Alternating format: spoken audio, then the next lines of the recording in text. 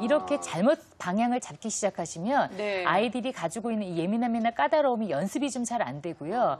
더 이제 이게 좀 심화가 될 수가 있습니다. 근데 이제 이게 왜 아동기 때 이런 거를 왜 우리가 도와줘야 되냐면 이런 것들을 지금 아이가 자꾸 가리고 안 하면 아동기 때는 이것저것 경험을 하면서 탐색을 하면서 이게 지능도 되고 창의성도 되고 하는 시기인데 네. 이것 때문에 꼼짝을 못하고 딱 매여 있는 거예요. 그렇게 되면 잘하는 거는 계속 잘해요. 근데 안 되는 거는 안 하려고 하니까 더 안 되는 거예요. 극복할 수 있는 기회가 없는 네, 거군요. 그래서 이 편차가 점점 심해져서 초등학교 가게 되면 이제 아이들이 기우뚱해져 있습니다. 그래서 이제 이런 것 때문에도 이런 걸 우리가 기질적인 특성을 빨리 네네. 파악해서 도와주는 게 중요하다 이렇게 볼 수 있고요. 그 다음에 작은 소리나 냄새도 금방 알아차려서 예민하죠. 예. 어떤 아이는 저희들이 이제 상담센터에서 이 닦을 때가 있잖아요. 딱 들으면 누가 이 닦았다 이렇게 하는 아이들도 있어요.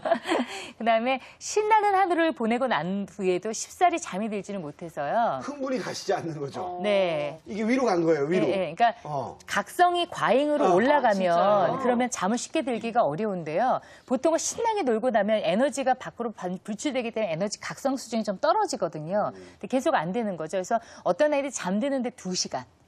맞아요. 이런 경우도 지금 좀 있습니다. 그리고 큰 변화, 작은 변화도 적응이 안 되는데 큰 변화가 적응이 잘 되겠습니까? 그러네요. 어렵고요. 자기가 다 기억하고 있어야 돼요. 그런 네. 패턴이 뭔지 다 알고 있어야 돼요, 저런 친구들은. 예, 그리고 옷이 젖거나 모래가 묻으면 빨리 갈아입고 싶어서 물 한 방울만 방울만 튀어도 튀어도. 그 옷을 꼭 갈아입으려고 하는 아이들이 좀 네네. 있죠. 이게 참 엄마들이 이런 아이 키우기가 쉽겠습니까? 이 닦다가 뭐 하나만 툭 튕겨도 옷 갈아입는데 지금 바로 가야 되는데 셔틀이 기다리고 있는데도 네, 맞아요. 정말 속 터지는 이거 거죠. 커서도 남자들은 좀 모래 묻어도 계속 네. 걸으면은 말라서 저절로 떨어지는데 좀 그런 성격이 좋아요.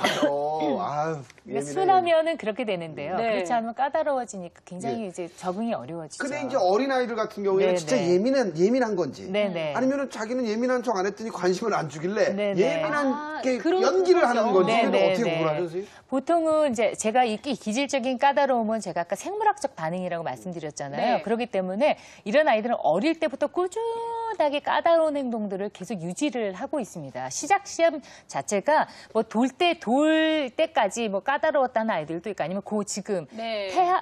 태린이요. 태린이처럼 지금 막 6살. 이렇게 규하 지금 9개월 지나면서 지금 좀 까다로워지고 예. 이런 것처럼 어릴 때부터 이미 아이들은 그 티가 분명히 이제 좀 나기 시작해요. 그런데 이제 만일에 엄마 양육 태도가 좀 문제가 있다든지 아니면 정말 충격적인 사건을 아이가 경험을 했다든지 이러면 갑자기 아이가 확 변화가 될 수 네. 있긴 하거든요.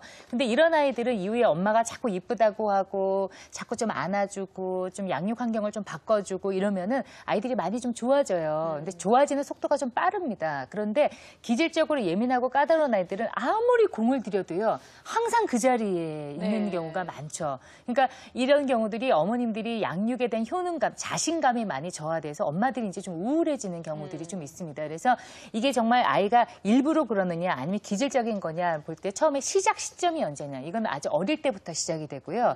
그 다음에 엄마가 또 그거를 얼마나 개입을 했는데 얼마나 좋아지는가 개입 여부, 효과에 네. 대한 걸 좀 보시면 되겠고 그 다음에 이것이 아무리 해도 유지 기간 어떤 조금만 하면 금방 좋아지느냐 아니면은 계속 길어지느냐에 따라서 요 세 가지를 좀 보시면 기질적인 거냐 환경적인 거냐 이런 것들 좀 구분하실 수 있겠습니다. 네. 근데 이렇게 예민한 아이들의 특징이 아까 화면에서 미르도 마찬가지였지만 네네. 그 놀이기구 같은 걸 타면 어지러워서 못할 것 같아요. 네네. 무서워요. 네네. 그러면서 일단은 딱 한 발짝을 네네. 뒤로 물러서거든요. 네네. 근데 이런 걸 보면 우리 애가요. 부끄러움이 많아요. 숫기가 없어요. 애가 네. 겁이 많아요. 이런 걸로 오해하는 경우도 상당히 많더라고요, 선생님. 네. 그러니까 오해라기보다는요 사실은 그렇게 되죠. 왜냐면 이게 그러니까 그냥 같이 이렇게 일맥상통하는 부분이 하게 있는 되는 건가요? 거죠. 왜냐하면 그 결과로서 아이가 소심해지고 그리고 또 무서워지고 아이가 이제 도전 정신이나 이런 게 자꾸 없어지게 되고 네. 그러니까 소심해 보이고 이렇게 될 수 있죠. 근데 이제 우리가 이런 경우들을 우리가 이제 느린 기질의 아이들이나 까다로운 기질의 아이들이 이렇게 해서 그 기질로 우리가 좀 볼 수 있는데요. 보통 우리가 기질은 이제 세 가지로 나눠서 봐요. 순한 기질, 그다음에 까다로운 기질, 그다음에 좀 느린 기질 이렇게 보는데요. 순한 기질은 안타깝게도 40%밖에 없어요. 그러니까 순한 기질의 아이를 키우신 어머님들은 복 받으신 겁니다. 그러네요. 네. 40%밖에 없어요. 그다음에 그러면 까다로운 기질은 한 15%, 15% 정도 되고요. 네. 10% 정도 되고요. 네. 느린 기질의 아이가 한 15% 정도 됩니다. 그래서 아이들이 이 퍼센트, 그러면 나머지 35%는 뭐냐? 정체불명에 어디에 속하지 않는 그런 아이들이 좀 있을 수 있어요. 네. 그래서 이렇게 좀 차이가 좀 있는데요. 지금 그 말씀하신 그런 성향의 아이들은 이제 느린 기질의 아이들인데 이런 아이들은 어쨌건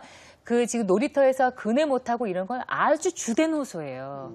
이 균형 감각이라든지 힘 조절이 얘네들이 좀 다 어려워져서 예민해지기 때문에 네. 이런 것들이 전반적으로 좀 어렵습니다. 그래서 이런 아이들은 활동 수준이라든지 활기가 많이 저하되어 있는 그런 경우가 있고요. 네. 그 다음에 성매가 좀 까다로워요. 그리고 또 일상생활이 좀 불규칙한데 느린 기질의 아이들은 그나마 까다로운 기질의 아이들보다는 조금 규칙적입니다. 그렇죠. 예. 그러니까 느린 것보다 조금 나아요. 그런데 예. 저희도 보통 상담센터에 이제 느린 기질의 아이들이 오면요, 일단 문도 잘 안 열어요. 이게 낯서니까 상담실 문을 열고 들어가야지 방에 이렇게 들어갈 수 있는데 요 안에서 이게 문을 열더라도 많이 익숙해져 있더라도 이 문을 잘 못 열고 딱 들어와서도요 처음에 약간 긴장돼서 얼어 있어요. 어떤 아이들은 정말 고개도 안 돌리고 눈만 이렇게 돌리는 아이들이 있고요.